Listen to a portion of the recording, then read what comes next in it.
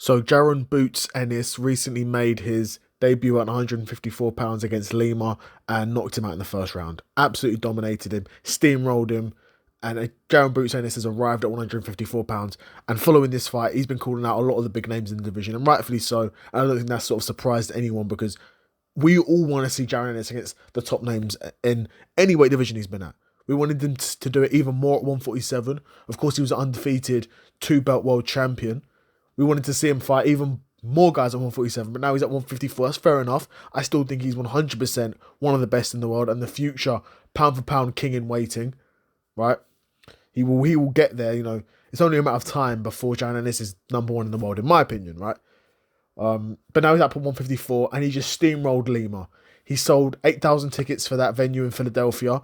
Now, to me, that's a really big deal. Like, I don't want people to underestimate that. Because, understand, the undercard wasn't stacked and no one was buying tickets to see Lima. Respectfully to Lima. I don't know him, but nobody had ever heard of him before this fight.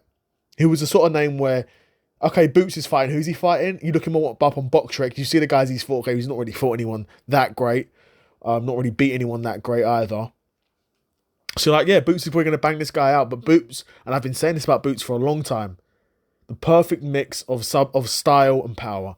You often only get one in a fighter. But the guys that are truly generational, truly special, truly one of the potentially pound-for-pound greats, they have both. They have both style and power. And Boots has got that. And he showed it against Lima, just steamrolled him. What can I even say about this fight? You know, it's not like Lima looked good. He didn't really have a chance to look good, right? He turned up. He didn't look anything other than okay, anything other than normal in terms of Lima. But I don't watch Lima fights. I don't know how he normally does look, but I'm assuming he looked okay. And Boots just went in there and steamrolled him. Too fast, too powerful, capable of finding the button whenever he wants. Because again, he's got that style. He's got the style where he uses his eyes, he uses his movement, and he puts it on guys.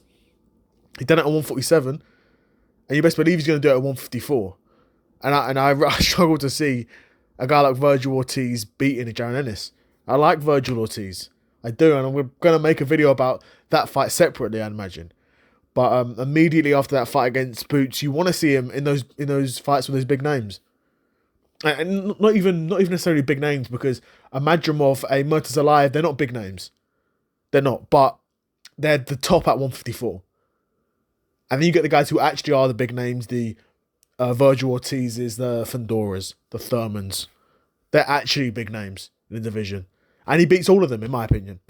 I think he beats all of them, but again, I'll talk about that probably in a separate video. But yeah, I'd be curious to know what you guys thought of that fight.